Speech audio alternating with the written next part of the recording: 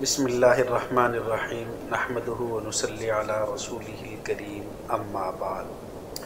احباب گرامی، ہمارا آج تخصص فی الفقہ کا 27واں سبق ہے،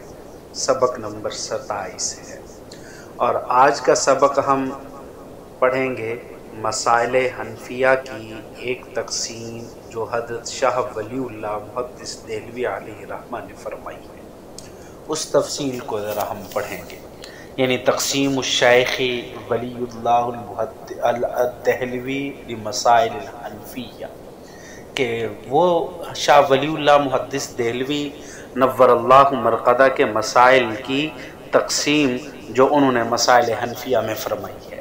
دیکھیں، شاہ ولی اللہ محدث دہلوی نے طبقات مسائل کو 4 قسموں پر تقسیم کیا ہے۔ سب سے پہلی قسم وہ مسائل جو ظاہر و روایہ میں ثابت ہو چکے ہیں، اور ان مسائل کا حکم یہ ہے کہ فقہائے حنفیہ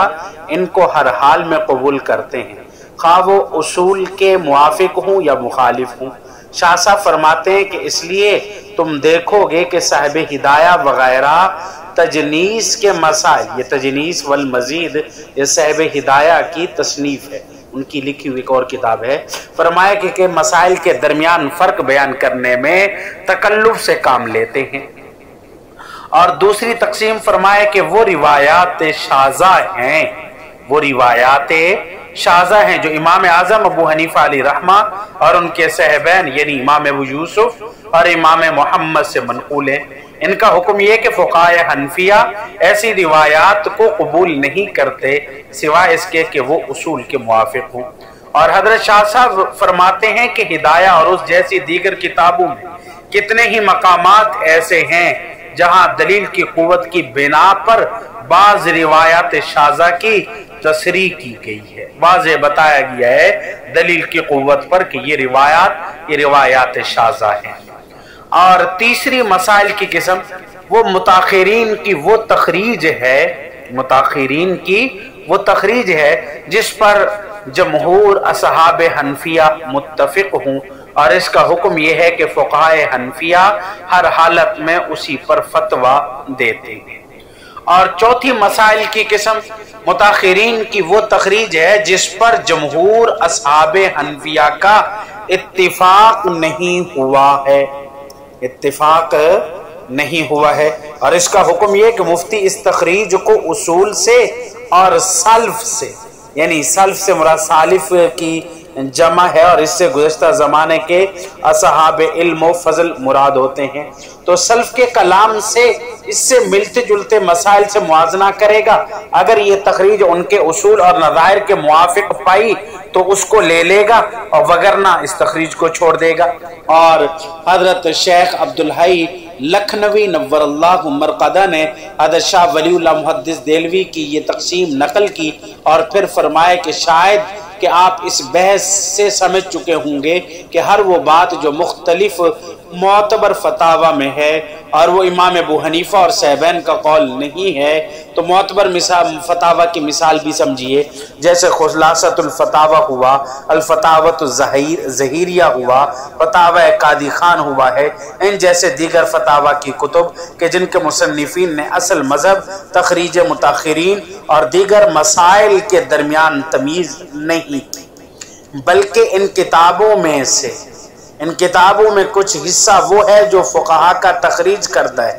لہذا ان کتابوں کا مطالعہ کرنے پر لازم ہے کہ وہ ان میں موجود ہر بات کی نسبت ائمہ ثلاثہ کی طرف کرنے کی جسارت نہ کرے،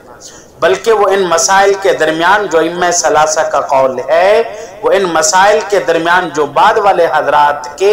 تخریج کرتا ہے فرق اور تمیز کرے۔ جو شخص ان دونوں قسم کے مسائل میں تمیز نہیں کرے گا، وہ معاملہ اس کے لیے بحث اشکال ہوگا۔ پانی کے حوض کے بارے میں جیسے یعنی دہ در دہ کا مسئلہ آتا ہے کہ 10 ہاتھ لمبا اور 10 ہاتھ چوڑا کا مسئلہ، فتاوی اس کو معتبر ماننے کی تصریح سے بھرے پڑے ہیں، فتاوی حضرات جتنے بھی کافی سارے فتاوی اسی کو معتبر مانتے ہیں، اور فتویٰ بھی اسی پر ہے، حالانکہ یہ صاحب مذہب یعنی امام ابو حنیفہ علیہ رحمہ کا مذہب نہیں ہے۔ امام ابو حنیفہ علیہ رحمہ کا اس بارے میں مذہب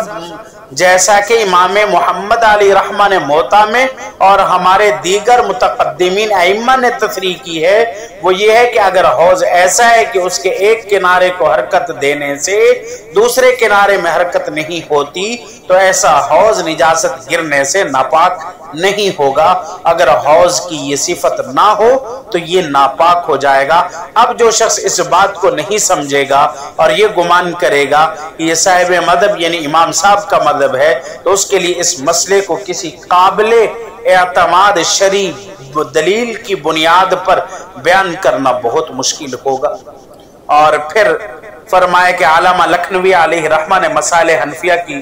قوت دلیل کے اعتبار سے ایک اور تقسیم بھی ذکر کی ہے،